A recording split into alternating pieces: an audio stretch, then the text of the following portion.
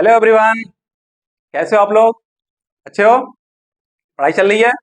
पढ़ाई करते रहिए। ओके, तो चलो चलो क्लास स्टार्ट करते हैं। आज हम लोग पढ़ेंगे क्या? आज हम लोग पढ़ेंगे इंडियन पॉलिटी। इंडियन पॉलिटी के अंदर क्या पढ़ेंगे? हम लोग सेंट्रल गवर्नमेंट के बारे में पढ़ेंगे। सेंट्रल गवर्नमेंट के अंदर हम लोग क्या पढ़ेंगे? यूनियन एग्जीक्यूटिव के। ओके, अब यूनियन एग्जीक्यूटिव में आज हम लोग पूरा का पूरा क्या पढ़ेंगे?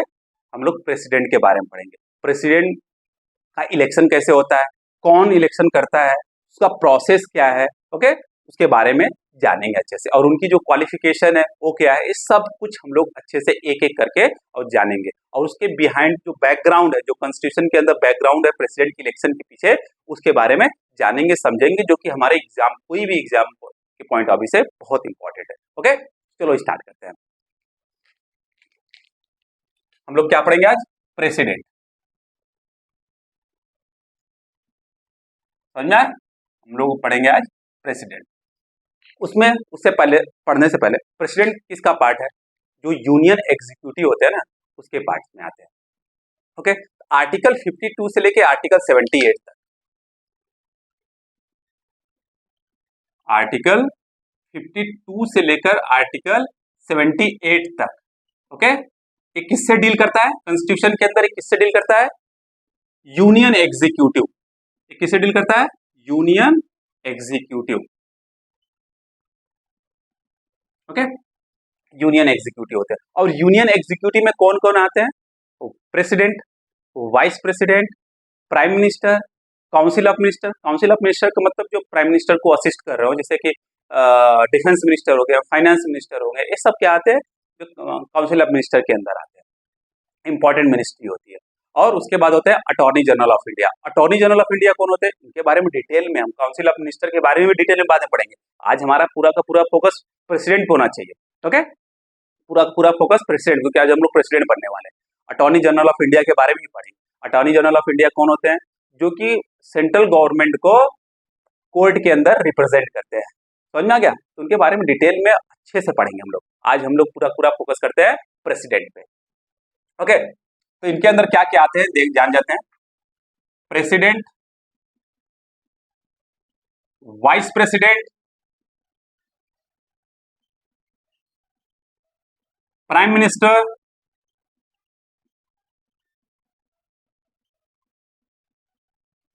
Okay, council of minister, council of minister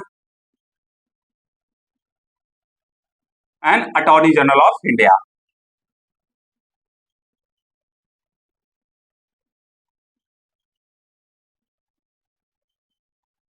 India, okay, इनके बारे में पढ़ेंगे एक एक करके। पर आज हम लोग पढ़ते हैं प्रेसिडेंट। ओके, समझ में आ गया? तो प्रेसिडेंट कहाँ, किस आर्टिकल में आते हैं? आर्टिकल 52 से लेकर 78 के बीच में आएंगे, तो उसके बारे में अच्छे से हम लोग पढ़ेंगे। अब प्रेसिडेंट होता कौन है? ओके, तो पता है, ही इज द, प्रेसिडेंट क्या होता है? Head of the Indian state. मतलब पूरे कंट्री के हेड जो होते हैं वो कौन होते हैं? प्रेसिडेंट होते हैं। और वो प्रेसिडेंट ही है जो फर्स्ट सिटीजन है कंट्री के। इंडिया के फर्स्ट सिटीजन कौन है? प्रेसिडेंट है। और प्रेसिडेंट एक्ट करते हैं as a symbol of integrity, unity, integrity and solidarity. मतलब पूरे कंट्री के अंदर पूरा एकता बनाए रखना, अखंडता बनाए रखना और एकजुटता बनाए रखने का काम किसका है? वो प्रेसिडेंट का। मतलब वो सिंबल है, एक तरीके से पूरी यूनिटी का सिंबल है और इंटीग्रिटी का सिंबल है, सॉलिडारिटी का सिंबल है। समझ में आ गया? तो ध्यान दीजिएगा, प्रेसिडेंट है क्या?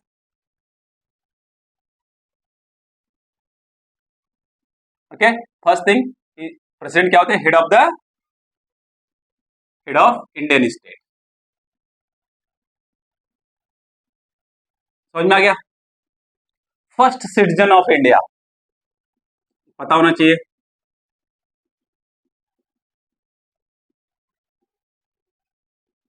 India, okay, he act as a symbol of, he or she act as a symbol of unity, okay, integrity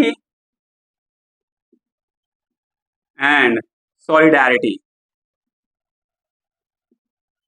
okay, पूरे कंट्री के अंदर एकता, अखंडता और एकजुटता बनाए रखने का काम जो है वो किसका है, प्रेसिडेंट का है। ओके, अब इनके बारे में पढ़ते हैं कि जो इलेक्शन होता है वो कैसा होता है। प्रेसिडेंट का इलेक्शन देखो, कंट्री के अंदर दो टाइप के इलेक्शन होते हैं, एक होता है डायरेक्ट इलेक्शन होता है, एक इनडायरेक्ट इलेक्शन होता है। डायरेक्ट इलेक्शन में क्या होता है, डायरेक्ट इलेक्शन में हम लोग जाते हैं, जैसे अभी लोकसभा का इलेक्शन हो रहा है, तो उसमें क्या करती है जनता, जाती है वोट देती है, डायरेक्टली जाके जिस कैंडिडेट को पसंद करना है उस कैंडिडेट को वो वोट कर देती है। तो एक होता है डायरेक्ट इलेक्शन, एक होता है इनडायरेक्ट इलेक्शन, जिसमें जनता पार्टिसिपेट नहीं करती है। जनता के जो रिप्रेजेंटेटिव होते हैं, मतलब जिनको हम चुन के लाए हैं, जिनको इलेक्शन में हमने चुन के लाया है, वो हमारे बिहाफ पे जाकर क्या करेंगे, वोट देंगे। समझ में आ गया, वो होता है इनडायरेक्ट इलेक्शन। जैसे डायरेक्ट इलेक्शन क्या होता है, हमारा इलेक्शन सिस्टम दो प्रकार का होता है, एक होता है ओके देख लो पहले, direct election and indirect election. Direct and indirect. Direct आपको समझ में आ गया, इसमें क्या होता है, the first past the post system, the first past the post system. पहले इसको समझ लेते हैं, फिर उसके बाद हम प्रेसिडेंट के इलेक्शन को अच्छे से समझेंगे। समझना, the first past the post system होता क्या है, इसमें जनता जो होती है, जो 18 साल या उससे अधिक हो गई है, वह जाती है वोट करती है डायरेक्टली, और उसके बाद जो कैंडिडेट जीत गया, ओके, जिसकी मेजोरिटी आ गई वो जीत गया। ये होता है सिंपल सा first past the post system का। मान लो उत्तर प्रदेश का चुनाव है, ओके, उत्तर प्रदेश का चुनाव, कितना सीट है वहां पर, 403 है, ओके, लेजिस्लेटिव असेंबली का सीट। अब इसमें कितना जीतना पड़ेगा, कम से कम मेजोरिटी आने के लिए, मतलब गवर्नमेंट बनाने के लिए 202 सीट जो है जीतना पड़ेगा, तब जाकर कोई पार्टी अगर 202 सीट जीतेगी तभी जाकर वह फुल मेजोरिटी में रहेगी और गवर्नमेंट बनाने के लिए राज्यपाल से, मतलब गवर्नर्स के सामने क्लेम कर सकती है कि हाँ हमारे पास सीट है और हम गवर्नमेंट बनाना चाहते हैं। पक्का समझ में आ गया। अब इसमें क्या है, कोई कैंडिडेट है ए बी सी डी, मान लो पार्टी है ए बी सी डी, ये 4 पार्टी है, ओके। अब पार्टी ए जो है उसको 202 सीट मिल गया, पार्टी बी को 100 सीट मिल गया, ओके, कितने हो गए 302, और इनको मिल गया 60 सीट मिल गया, कितने हो गए 362। अब कितना बचा, ओके, अब मिल गया 41 सीट इनको मिल गया। अब देखो यहाँ पर किसको मेजोरिटी आई, पर इसमें ध्यान देना, अब इनको कितना परसेंट वोट मिल गया, कुछ 38% वोट मिल गया, इनको कितना मिल गया, मान लो इनको मिल गया 39% वोट मिल गया, ओके। ऐसे ही इन लोगों को वोट मिल गया। अब देखो यहाँ पे परसेंटेज ऑफ वोट इनको ज्यादा मिला है, ओके, परसेंटेज ऑफ वोट इनको ज्यादा मिला और इनको कम मिला है, परंतु इनको सीट ज्यादा मिली और इनको सीट कम मिली। अब आप पूछोगे सर ये परसेंटेज ऑफ वोट इनको ज्यादा मिला है और सीट जो है लगभग 100 से कम है, ओके, 100 से अधिक कम है, ये कैसे हो सकता है। मान लो कुछ सीटें ऐसी होंगी, जैसे मान लो 100 सीट पे है, तो 100 सीट पे कुछ ऐसी सीटें हैं जहां पे लगभग जितने परसेंट वोट वहां पड़ रहे हैं, वहां पे मैक्सिमम जो वोट है वो इन्हीं को जा रहा है, मतलब 80% 90%, लाइक जितने परसेंट वोट पड़े उसमें से मैक्सिमम 80% 90% इन्हीं को वोट जा रहा है। उस सीट पे जितने सीट पे जीते हैं उस सीट पे भयंकर तरीके से जीते हैं, ओके, परंतु ये क्या किए हैं, मैक्सिमम नंबर ऑफ सीट पर यह अपना जीत दर्ज कराए हैं। समझ में, और यहाँ पे हो क्या रहा है, यहाँ पे जो पीपल है, जो 18 साल या 18 साल से अधिक जनता है, ओके, वो जाकर वोट कर रही है, डायरेक्टली वोट कर रही है, कोई बीच में मीडिएटर नहीं है कि हमारा तुम रिप्रेजेंटेटिव तुम जाके वोट करो, कोई नहीं, सिंपल से जनता गई वोट करी, जिसकी majority I, percentage of vote की मेजोरिटी नहीं, जिसकी परसेंटेज ऑफ सीट की मेजोरिटी आई, ओके, जो सीट की मेजोरिटी आ गई, ओके, वह गवर्नमेंट फॉर्म कर सकता है। इनकी सीट कितनी है 202, परसेंटेज कितना 38, इनकी सीट कितनी है 100, इनका परसेंटेज कितना 39, उसके बावजूद भी इनको चांस मिलेगा, ओके, हमारे कॉन्स्टिट्यूशन में यही है, इनको चांस मिलेगा, इनको नहीं कि इनको अधिक लोग वोट दिए, नहीं, ये अधिक सीट जीते हैं। समझ में आ गया, ये हमारा क्या है, the first past the post system. पक्का समझ में आ गया, ये सिंपल मेथड है, ओके। ये वाला जो होता है किसमें होता है, डायरेक्ट इलेक्शन में, ओके, जैसे हमारा लोकसभा का इलेक्शन होता है उसमें कौन सा मेथड होता है, the first past the post system. जब हमारा लेजिस्लेटिव असेंबली का इलेक्शन होता है, मतलब स्टेट के अंदर जब चीफ मिनिस्टर चुनना होता है उसका जब इलेक्शन होता है तो यही सिस्टम होता है। पक्का समझ में आ गया? No problem. अभी लोकसभा का इलेक्शन हो रहा है, ओके, जो सीट जो जीतेगा ठीक वही कॉन्सेप्ट अप्लाई होगा, कोई मतलब नहीं किसको ज्यादा परसेंटेज मिल रहा है किसको कम मिल रहा है। ओके, 543 सीट्स हैं, ओके, सीट 543 जो है इलेक्टेड मेंबर आएंगे। जो 272 सीट जीतेगा, 272 सीट जीतेगा वह हम क्लेम करेगा जाके प्रेसिडेंट के पास कि हमारी मेजोरिटी आ गई, हम गवर्नमेंट बनाएंगे। सिंपल सी बात है। मतलब नहीं है कि अगर मान लो कोई 272 सीट जीता, ओके, कोई 180 सीट जीता और इसकी परसेंटेज कितना है, लगभग 36% है, और इनके परसेंटेज कितने हैं 37, इनके नंबर ऑफ परसेंटेज जो है, वोट जो है वो ज्यादा है, वोट काउंट ज्यादा है, परंतु नंबर ऑफ सीट कम है, तो ये क्लेम नहीं करेंगे। कौन क्लेम करेगा? यह क्लेम करेगा। यह कौन सा सिस्टम होता है? The first past the post system होता है, ओके, जो डायरेक्ट इलेक्शन में हमारे यहाँ होता है। डायरेक्ट इलेक्शन का मतलब सिंपल सा है, जहां पे जनता जाकर डायरेक्ट अपने रिप्रेजेंटेटिव को चुनती है, जिनको वोट करती है। डायरेक्ट क्या हो रहा है, डायरेक्ट हम जा रहे हैं और वोट कर रहे हैं। अब हम लोग अब जो प्रेसिडेंट का इलेक्शन होता है उसमें डायरेक्ट इलेक्शन नहीं होता, उसमें इनडायरेक्ट इलेक्शन होता है। अब देखते हैं कैसा। तो थोड़ा सा इनडायरेक्ट इलेक्शन का जो कॉन्सेप्ट है वो थोड़ा कॉम्प्लेक्स कॉन्सेप्ट है, उसको समझने की कोशिश करते हैं। ये जो सिंपल सा इजी है, ओके, समझ में आ गया? इसको नोट डाउन कर लीजिए आप लोग। The first past the post system, जो डायरेक्ट इलेक्शन में आता है काम, जो कि हमारे लोकसभा में और जब प्राइम मिनिस्टर को चुनना होता है, या तो चीफ मिनिस्टर को चुनना होता है इलेक्शन के थ्रू, तो वहां यूज होता है।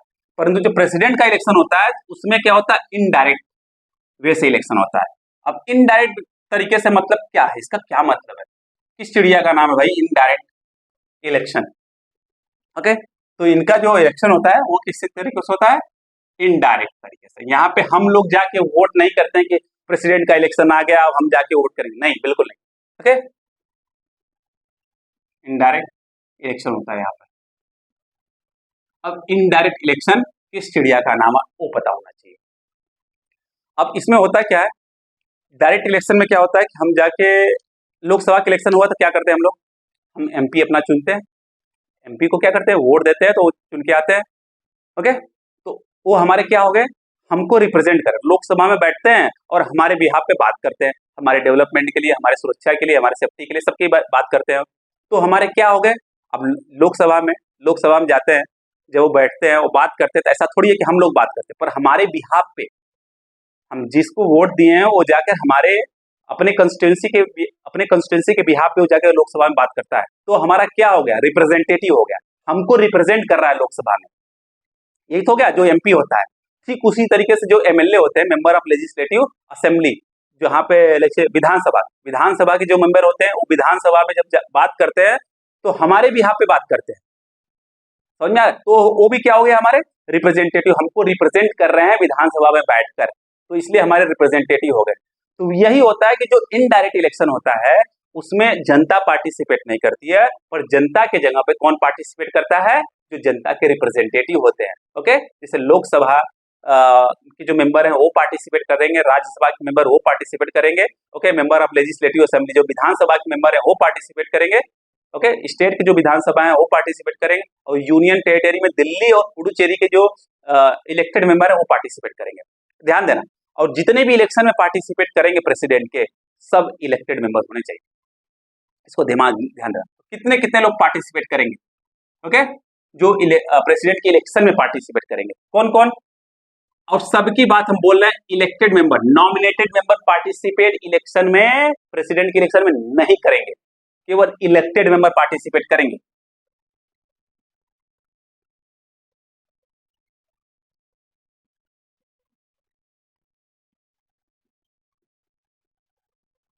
Okay,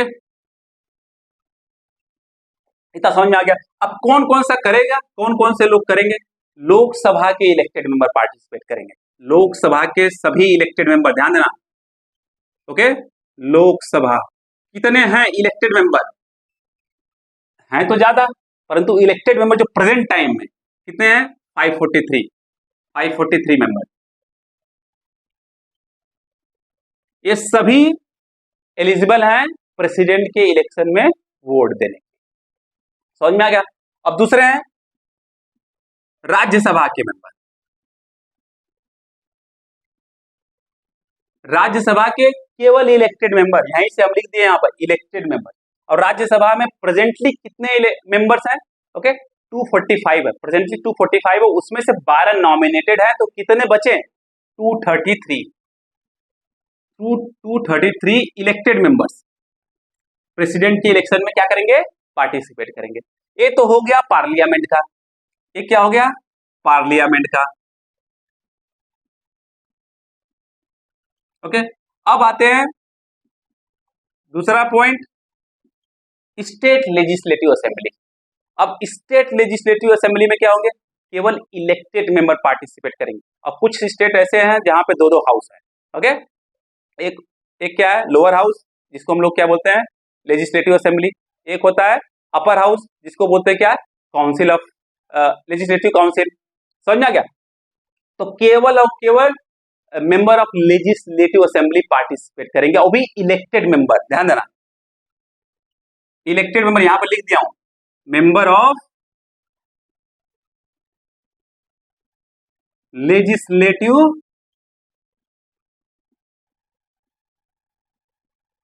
assembly of states. सभी स्टेट्स की बात हो रही है। ओके और elected members of legislative assembly of states. और सेम चीज elected member of legislative assembly of union territory Delhi और पुडुचेरी। ध्यान देना, members of legislative assembly of union territory of Delhi and Puducherry. समझ में आ गया? तो केवल इलेक्टेड मेंबर पार्टिसिपेट करेंगे। और यहाँ पे सभी state member of legislative assembly of state, सभी स्टेट में पार्टी, इतने लोग जो हैं मिलकर क्या बनाते हैं? इलेक्टोरल कॉलेज बनाते हैं। ये सब क्या है? उस इलेक्टोरल कॉलेज के ये सब स्टूडेंट्स हैं। और यही स्टूडेंट क्या करेंगे? अपने प्रेसिडेंट को इलेक्ट करेंगे। ओके किसके थ्रू? सीक्रेट बैलेट के थ्रू। यहाँ पे ईवीएम यूज नहीं होता है, गए खड्डे बटन दबाए हो गया काम, नहीं। यहाँ पे ईवीएम नहीं यूज होता है, यहाँ पे सीक्रेट बैलेट दिया जाता है। हर मेंबर को सीक्रेट बैलेट दिया जाता है। जैसे मेंबर ऑफ लेजिस्लेटिव असेंबली होता है, उनको पिंक कलर का सीक्रेट बैलेट, मतलब एक पेपर दे दिया जाएगा। सीक्रेट है मतलब आपको छिपा के रखना है, किसी को दिखाना नहीं। ओके समझ में आ गया? ठीक उसी तरीके से जो मेंबर ऑफ पार्लियामेंट है, उनको ग्रीन कलर का पेपर दे दिया जाएगा, उनको बोले यार छिपा के रखना, किसी को दिखाना नहीं, इसलिए उसको क्या बोलते हैं? Secret ballot. समझ में आ गया? पक्का? इसको नोट डाउन कर लीजिए आप लोग, इसको नोट डाउन कर लीजिए। थोड़ा सा प्रोसेस समझ लेते हैं। अब कौन पार्टिसिपेट नहीं करेगा? ध्यान देना, जितने भी non elected member, nominated member बिल्कुल पार्टिसिपेट नहीं करेंगे। ओके नॉमिनेटेड मेंबर बिल्कुल, nominated member of Lok Sabha participate नहीं करेंगे इलेक्शन में। Nominated member of Rajya Sabha participate नहीं करेंगे बिल्कुल। नॉमिनेटेड मेंबर ऑफ पहली बात जो लेजिस्लेटिव काउंसिल है उसके जो नॉमिनेटेड हो या इलेक्टेड मेंबर पार्टिसिपेट बिल्कुल नहीं करेंगे। ओके लेजिस्लेटिव काउंसिल जो स्टेट, कुछ स्टेट्स हैं, 5-6 स्टेट्स हैं पूरे इंडिया में, जिनके में दो दो हाउस है, एक लोअर हाउस है, एक अपर हाउस है पॉपुलेशन के हिसाब से।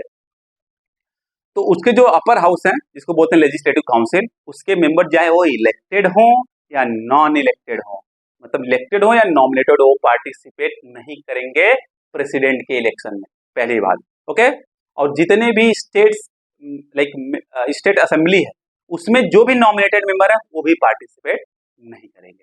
इतनी बात समझ में आ गई? पक्का? चलो देखते हैं। ओके अब आता है जो सिस्टम है। अब तो डायरेक्ट इलेक्शन में जैसे हम प्रधानमंत्री को चुनना चाहते हैं या चीफ मिनिस्टर को चुनना चाहते हैं तो वहां तक तुरंत गए, first past the post system वाला काम है। लोग गए डायरेक्ट इलेक्शन किए, जिसकी majority number of seat majority में आई वो जीत गया, फिर वो गवर्नमेंट बना लिया। पर यहाँ पे थोड़ा सा कॉम्प्लेक्स है और इसको क्या बोलते हैं? Proportional representation. Okay proportional representation by means of single transferable vote. Proportional representation bye means of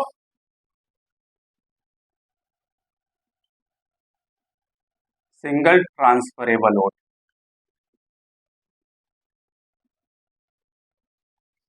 transferable of votes. Okay, समझ में आ गया इतना। अब इसको देखो, अब ये है क्या, अब थोड़ा एग्जांपल लेते हैं तब अच्छे से समझ पाएंगे कि जो प्रोपोर्शनल रिप्रेजेंटेशन है, ओके, इसमें क्या प्रोपोर्शनल रिप्रेजेंटेशन में क्या होता है, एट द एंड फाइनली जाकर क्या होगा, किसी कैंडिडेट को मेजोरिटी मिल जाएगी और प्रेसिडेंट बन जाएगा। ये काम होता है इसमें। कोई मतलब नहीं है कि भाई कितने मेंबर पार्टिसिपेट किए इलेक्शन में, कितने मेंबर नहीं आए, किसको मेजोरिटी मिली नहीं मिली, पर फाइनल जाकर किसी एक को मेजोरिटी 100% मिल जाएगी और वह प्रेसिडेंट बन जाएगा। ऐसा नहीं कि लास्ट में जाके दो लोग टिक गए और दोनों को बराबर वोट आया और दोनों क्लेम करेंगे नहीं नहीं हम बनेंगे, वो बोला नहीं नहीं हम बनेंगे क्योंकि हमारा भी बराबर है तुम्हारा भी बराबर है, ये जंग नहीं चलेगी, फिर से प्रेसिडेंट का इलेक्शन हो, ऐसा कुछ नहीं। फाइन इसमें यही अच्छा है, कॉम्प्लेक्स सिस्टम तो है पर फाइनल में रिजल्ट देता है कि हाँ 100% एक आदमी जाकर, एक आदमी है औरत जो है वो जाकर क्या बन जाएगा, प्रेसिडेंट बन जाएगा। तो वही समझने की कोशिश करते हैं एग्जाम्पल से, जिससे कि आपको समझ में आ जाए कि जो सिंगल ट्रांसफरेबल वोट्स है उसका मतलब क्या है। मान लो को प्रेसिडेंट का इलेक्शन हो रहा है, उसमें 4 कैंडिडेट ने नॉमिनेट किया कि हम बनना चाहेंगे प्रेसिडेंट, हम बनना चाहेंगे प्रेसिडेंट, हम बनना प्रेसिडेंट चाहेंगे। ऐसे थोड़ी बन जाओगे, जो जीतेगा वही बनेगा। चलो देखते हैं। अब हमको सीक्रेट बैलेट मिल गया। सीक्रेट बैलेट मतलब सीक्रेट पेपर मिल गया, छुपा के रखना उसको जेब में। ओके, एमएलए के लिए पिंक मिल जाएगा और एमपी के लिए, मेंबर ऑफ पार्लियामेंट के लिए ग्रीन मिल जाएगा। इसको ध्यान देना, कभी कभी छोटे मतलब एग्जाम में पूछा जा सकता है। मान लो ऐसा 4 लोग इलेक्शन में खड़े हुए प्रेसिडेंट के इलेक्शन में, जिनका नाम है ABCD। ओके, जिनका नाम क्या है, ABCD,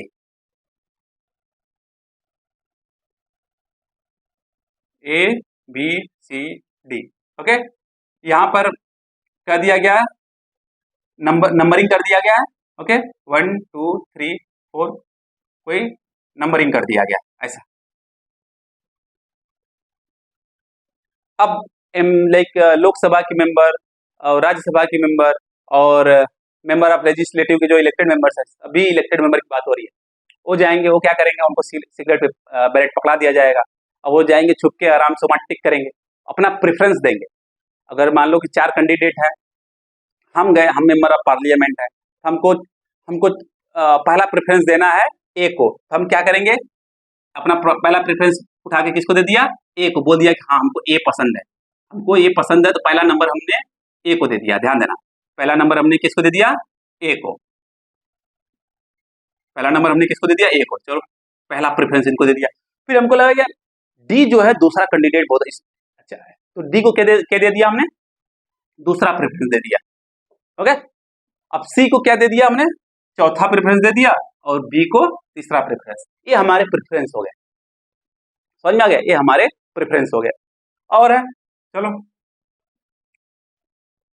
तो देखते हैं ABCD। अब दूसरा कैंडिडेट मतलब दूसरा जो इनको वोट करने आ रहा है, दूसरा मेंबर ऑफ पार्लियामेंट का या कोई भी, वो क्या कर रहा है, ए को दूसरा दे दिया क्योंकि हमारा दूसरा प्रेफरेंस है, और बी को पहला दे दिया, ये हमारे पहले प्रेफरेंस है, और सी को दे दिया कितना, तीसरा, और डी को बोल दिया कि नहीं चौथे प्रेफरेंस है, और ये हमारे चौथे। मैं सबसे कम इनको पसंद करता हूँ इसलिए इनको चौथा नंबर दूंगा। अब नेक्स्ट है, नेक्स्ट कोई आया, वो क्या किए, ABCD, ए को बोल दिया कि नहीं हम पहला ही देंगे इनको, ओके, बी को दूसरा, तीसरा और चौथा, इस तरीके से दे दिया गया। और एक और आगे, चलो इनको भी देख लेते हैं हम लोग, ABC। अब चौथे लोग आए, वो बोले कि जो ए है उनको हम तीसरा देंगे, बी को दूसरा देंगे, सी को पहला और डी को चौथा देंगे। ये हो गया। अब उसके बाद कितने नंबर ऑफ वोट्स पड़े, कितने नंबर ऑफ वोट्स पड़े वो देखेंगे हम लोग। बात समझ में, कितने नंबर ऑफ वोट्स पड़े वो देखेंगे पूरा। और ध्यान दीजिएगा, एमपी के जो वोट की वैल्यू है वो डिफरेंट, उसका कैलकुलेशन डिफरेंट है, और एमएलए के जो वोट की वैल्यू है वो भी डिफरेंट है। उसको हम सब एक एक करके अच्छे से देखेंगे। पर इसको हम लोग समझ लेते हैं। मान लो कि पूरा 1 लाख वोट पड़ गया। कितना पड़ गया? 1 लाख वोट पड़ गया। अब 1 लाख वोट पड़ा, ओके। अब इसमें होगा क्या? कौन प्रेसिडेंट बनेगा? फाइनली जाके कौन प्रेसिडेंट बनेगा?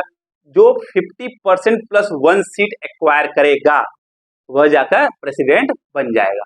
मिनिमम कितना? 1 लाख नंबर ऑफ वोट्स हैं, इसको 2 से डिवाइड किया, प्लस 1 ऐड कर दिया, तो जितना मतलब कितना? 50,001। जिस कैंडिडेट को इतना वोट मिलेगा वही जाकर प्रेसिडेंट बनेगा। सिंपल सा साधारण सा बात है, ओके। अब यहाँ पे आके देखते हैं। अब हमने देखा कि 1 लाख में से अब इतना मिनिमम मिलना ही चाहिए, इतना मिलेगा तभी जाके वो प्रेसिडेंट बनेगा। कोई यही कॉन्स्टिट्यूशन में है, समझ में आया ना? कॉन्स्टिट्यूशन में यही है, कोई मतलब नहीं, कोई बर्ड्स नहीं है। और एक चीज और कहते हैं कि प्रेसिडेंट जब ऑफिस में हो तभी प्रेसिडेंट का इलेक्शन, नेक्स्ट प्रेसिडेंट का इलेक्शन हो जाना चाहिए। चाहे आंधी आए, तूफान आए, सुनामी आए, धरती फटे, आकाश फटे, कोई मतलब नहीं है। जब प्रेसिडेंट 5 साल पूरा होने वाला हो, जब प्रेसिडेंट ऑफिस में हो, उससे पहले ही नए प्रेसिडेंट का चुनाव हो जाना चाहिए। कुछ भी हो, धरती फटे, उसमें समा जाओ, कोई मतलब नहीं। समझ में आया? पक्का? तो देखो अब क्या है, 1 लाख वोट पड़ गया। अब देखो ए को कितना मिल गया? ए को मिल गया 46,000 मिल गया भाई साहब को, ओके। अब ये खुश नहीं है क्योंकि इनको मेजोरिटी नहीं मिला, तो खुश कैसे रहेंगे, ओके। और बी को लगभग 30,000 मिल गया। अब ये तो खुश रहेंगे ही नहीं, ओके। इनको 30,000, 16,000 वोट कम मिल गया। अब सी और डी को देखते हैं, ओके। सी को मिल गया कितना? 20,000। कितना हो गया यार? 96,000। अब जो डी है, डी को कितना मिला? 4,000। अब देखो यहाँ पर भी किसी को मेजोरिटी नहीं मिली है, तो जब किसी को मेजोरिटी नहीं मिली तब क्या मामला फंस गया। अब क्या करें? अब करेंगे, अब देखेंगे सबसे कम वोट किसको मिला है। सबसे कम वोट किसको मिला है? सबसे कम वोट किसको मिला है? डी को। तो डी से कहेंगे भाई अब तुम्हारा चांस तो बिल्कुल नहीं है, तुम यहाँ से निकल लो, ओके। तुम अपने बैलेट को, जो भी तुम्हारा जो सीट जितने मिले हैं तुमको वो दो, तुम निकल लो इधर से। तो निकल गए। अब उन्हीं का, ओके, कुछ 4,000 ऐसे लोग हैं जो कि डी को कहे कि नहीं तुम मेरे पहले नंबर की प्रेफरेंस हो, तुम पहले हो, तुम्ही को हम प्रेसिडेंट बनाएंगे, भले सब नहीं बनाए पर हम तुम्ही बनाएंगे, ओके। अब 4,000 लोग जो हैं यहाँ पर, जो डी को पहला दिए, और सबको प्रेफरेंस तो सबको देना, ध्यान दीजिएगा, ए को, बी को, सी को, डी को, सबको देना है। आप ऐसा नहीं किसी एक को टिक किए और चल दिए, नहीं, सबको देना है, ओके। नहीं तो आपका जो सीक्रेट बैलेट है वो वैलिड नहीं रहेगा, ध्यान दीजिएगा इसको। तो 4,000 जो मिले, अब 4,000 को लिया गया। अब उसमें देखा गया कि दूसरे नंबर, तीसरे नंबर, चौथे नंबर पे कौन है, क्योंकि पहला नंबर तो फेल हो, पहला नंबर डी है, सबसे कम वोट पाए उनको निकाल दिया गया बाहर। अब जो दूसरा, तीसरा, चौथा नंबर मिला जिसको, अब उसमें काउंट कर देंगे, तो दूसरा नंबर मतलब लगभग 1,500 जो है ए को मिल गया। तो अब ए का कितना हो गया टोटल? अब यही जो 4,000 है, अब वो काउंट किसके अंदर हो जाएगा? एबीसी के अंदर हो जाएगा। समझ में आ गया, ओके। एबीसी के, तो 1,500 वोट किसको मिल गया? ए को मिल गया। बचा कितना? 2,500। अब 2,500 में जो है 1,000 मिल गया बी को, 2,500 में 1,000 मिल गया बी को। अब बचा कितना? अब बचा 1,500 मिल गया सी को, ओके। 1,500 मिल गया सी को। तो अब टोटल कितना हो गया इनका हो गया 47,500। ए का कितना हो गया? 47,500 ए का हो गया, ओके। बी का कितना हो गया? 31,000। और सी का कितना हो गया? ओके, 21,500, 21,500 इतना हो गया। अब अगेन देखो क्या है, ए को 50% वोट नहीं मिला है, न तो बी को मिला है, तो क्या होगा? अगेन चेक करेंगे। अब इन तीनों में सबसे कम वोट किसका है? समझ में आ गया? इन तीनों में सबसे कम किसका है? पता चला, देखे सी का है, तो सी से कहेंगे तुम्हारा ना होने वाला, तुम निकल लो इधर से, ओके। तुम प्रेसिडेंट नहीं बनने लायक हो, निकलो इधर से। तो निकल गए, परंतु उसके जो पेपर है, सीक्रेट बैलेट है, उसको पकड़ लेंगे कि नहीं, इसको दे के जाओ, इसको नहीं लेके जाना है। अब क्या है? अब ये कितने हैं? 21,500 हैं। तब अब इसमें जो डी वाला तो ऑलरेडी कैंसिल कर दिया गया, निकाल दिया गया। अब इन तीनों में ए सी को पहला प्रेफरेंस, इतने लोग पहला प्रेफरेंस सी को दिए थे, ओके, वो भी निकल गया। अब बचा दूसरा तीसरा पोजीशन, दूसरा और तीसरा पोजीशन। तो अब दूसरा तीसरा पोजीशन इनमें देखा जाएगा किसको मिला, समझ में आ गया। तो पता चला कि जो सी में से दूसरा पोजीशन है बी को मिल गया कितना, 20,000। बी को कितना मिल गया, 20,000। जैसे बी को 20,000 मिला तो कितना मिल गया उसके पास, 51,000। जैसे 51,000 मिला तो क्या हो गया, 50,000 से अधिक मिल गया, ओके। तो बी बन गया क्या, प्रेसिडेंट। यह जो proportional representation by means of single transferable votes है, यही इसी को बोलते हैं सिंगल ट्रांसफरेबल वोट्स। आपके जो वोट्स हैं वो सिंगल ट्रांसफर हो रहे हैं, ओके। और ये तब तक नहीं छोड़ेगा जब तक किसी एक कैंडिडेट को मतलब 50% से ज्यादा वोट न मिल जाए। बात समझ में आ गई। इसी को क्या बोलते हैं, proportional representation by means of single transferable vote. इसी के थ्रू प्रेसिडेंट का इलेक्शन होता है, इसी के थ्रू वाइस प्रेसिडेंट का इलेक्शन होता है। अब हम उनकी बात बाद में करेंगे, अभी प्रेसिडेंट की हम स्टिक करते हैं। पक्का समझ में आ गया, नो प्रॉब्लम। और जो 50% वाला होता है 50%/2, ये इसी को क्या बोलते हैं हम लोग, electoral Kota. Electoral Kota.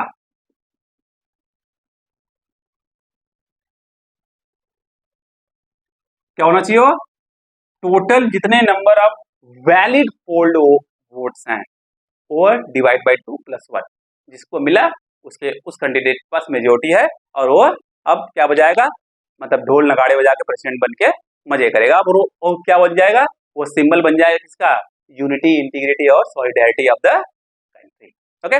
Note down कर लीजिए इसको, डन। तो अब आज आप लोगों को समझ में आ गया होगा कि क्या होता है proportional representation by means of single transferable votes, okay. समझ में आ गया।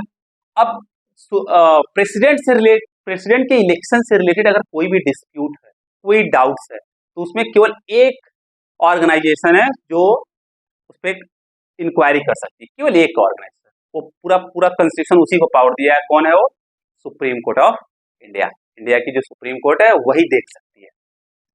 अब देखना, कोई भी नॉमिनेटेड मेंबर जो है प्रेसिडेंट के इलेक्शन में पार्टिसिपेट नहीं कर सकता। और कोई भी अगर असेंबली जो है अगर वो डिसॉल्व हो गई हो, उसके भी मेंबर क्या है, डिसक्वालीफाइड है प्रेसिडेंट के इलेक्शन में पार्टिसिपेट करने के, मतलब वो भी पार्टिसिपेट नहीं कर सकते।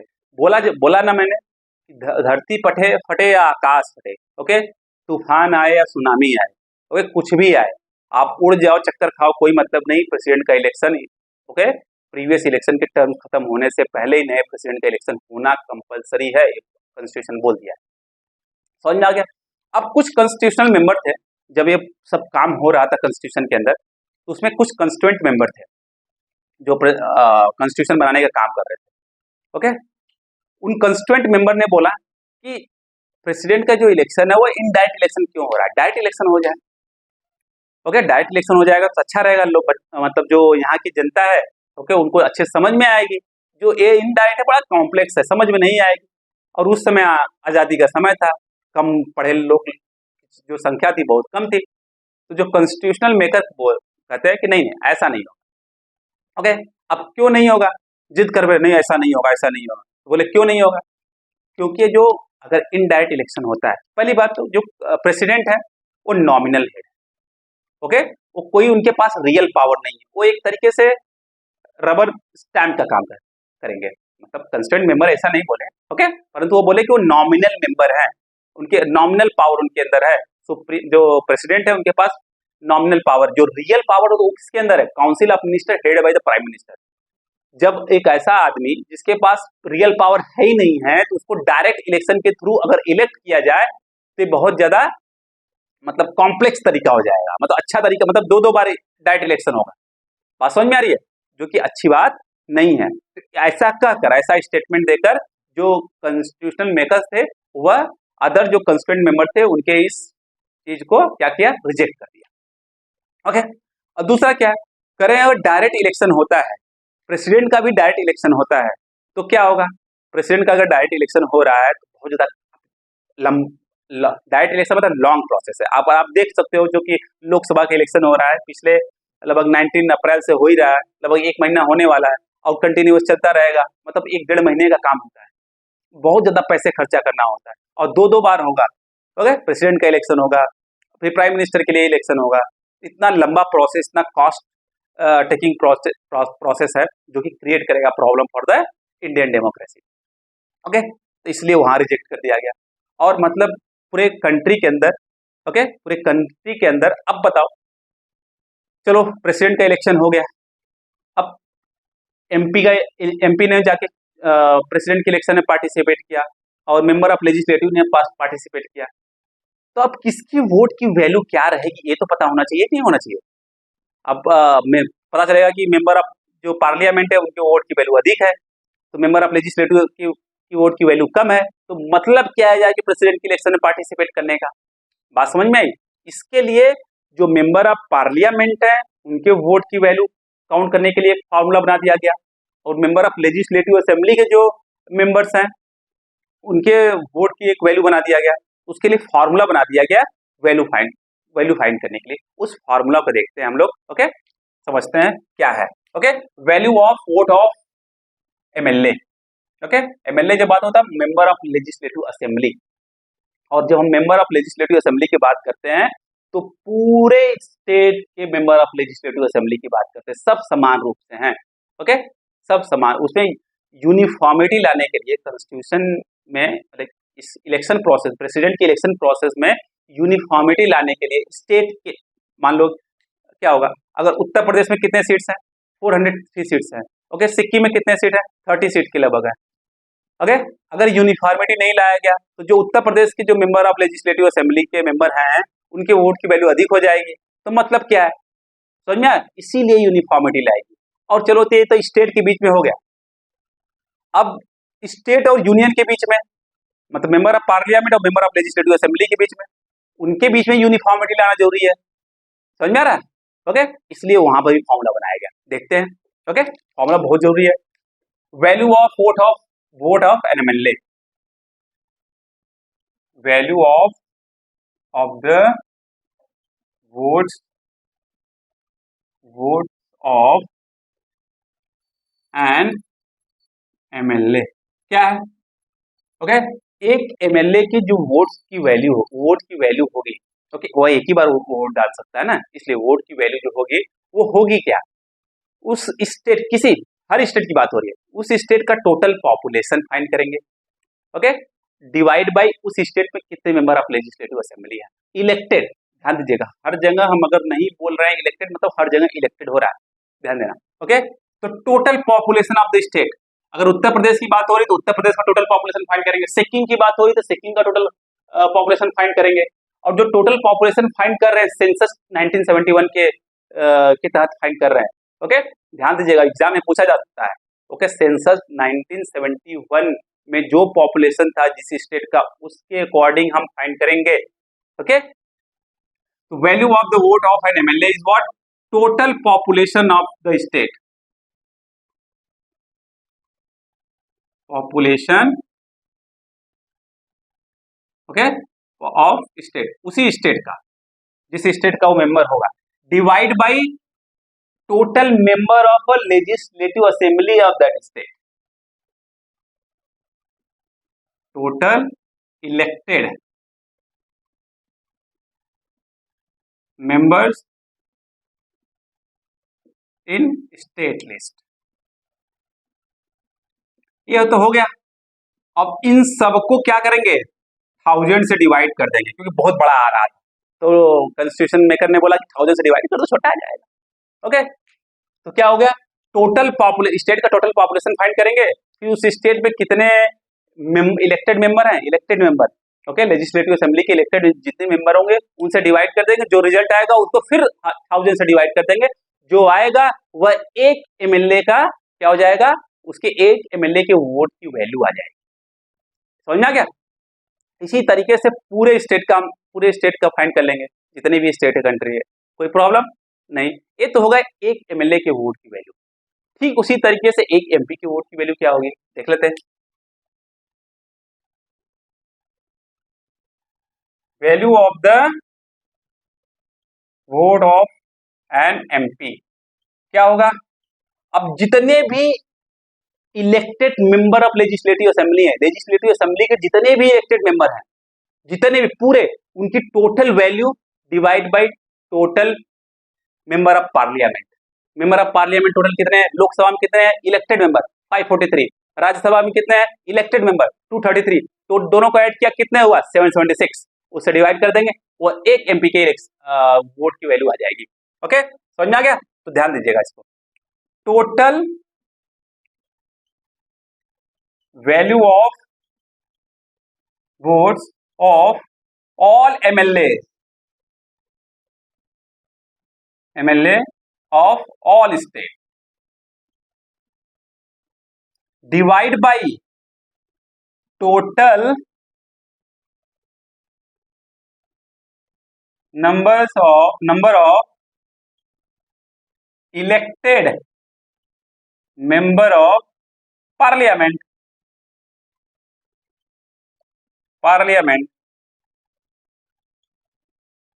ओके, ये आ जाएगा। समझ में आ गया? तो यहां से एक एमपी के वोट की वैल्यू आ जाएगी। तो क्या करेंगे, एक एमएलए की अगर वोट की वैल्यू आ गई तो स्टेट में पूरे कंट्री में कितने एमएलए हैं उससे मल्टीप्लाई कर दिया तो टोटल की वैल्यू आ जाएगी। समझे? उस स्टेट का मल्टीप्लाई कर दिया टोटल की वैल्यू आ जाएगी। उसी हिसाब से एक स्टेट के टोटल एमएलए की वैल्यू आ गई, तो अब जितने भी स्टेट है सबको ऐड कर दिया, टोटल एमएलए की वैल्यू आ गई। समझ में आ गया? अगर टोटल एमएलए की वोट की वैल्यू आ गई तो हम लोग क्या करेंगे, टोटल एमपी से डिवाइड कर देंगे, जो इलेक्टेड एमपी है, जो देखो total number of elected members of parliament कितने हैं? लोकसभा में 543, लोकसभा में 543 मेंबर इलेक्टेड हैं और राज्यसभा में 233। टोटल कितने होंगे? 776 मेंबर जो हैं वो इलेक्टेड। उनसे डिवाइड कर देंगे तो उससे आ जाएगा। बात समझ में आएगी? ये वोट की वैल्यू आ जाएगी। तो समझ में आ गया पक्का? ओके। अब जो प्रेसिडेंट के इलेक्शन से के डिस्प्यूट और डाउट से रिलेटेड जो भी प्रॉब्लम होगा वो सुप्रीम कोर्ट ही चेक करेगा। अब नेक्स्ट क्लास में हम लोग देखेंगे कि प्रेसिडेंट बनने के लिए क्वालिफिकेशन क्या होता है और उनको ओथ कौन दिलाता है, ये सब हम लोग एक एक करके देखेंगे और प्रेसिडेंट का जो पावर है वो क्या होता है उसके बारे में हम लोग जानेंगे। समझ में आ गया पक्का? आज के लिए बस इतना ही। अगर जाने से पहले अगर वीडियो आपको पसंद आए, लेक्चर आपको पसंद आए, प्लीज इसको लाइक करिए, शेयर करिए, सब्सक्राइब करिए और बेल आइकन दबाना मत भूलिएगा जिससे कि आपको नोटिफिकेशन मिलता रहे। बाय बाय, टेक केयर, पढ़ते रहिएगा।